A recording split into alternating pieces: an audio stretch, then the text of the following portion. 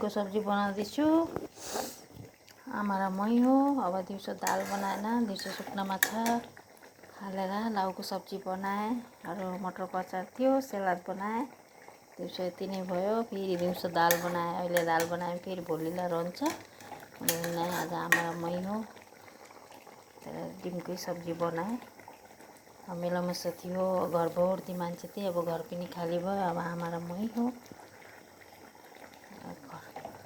सबै गइसकेपछि घर पनि सुन्ने भयो।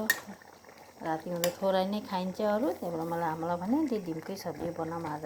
रातिको यति नै हो। फेरि भोलि निरामिस। आजको भिडियो यति नै हो। फेरि भोलिको भिडियोमा भेटौँला।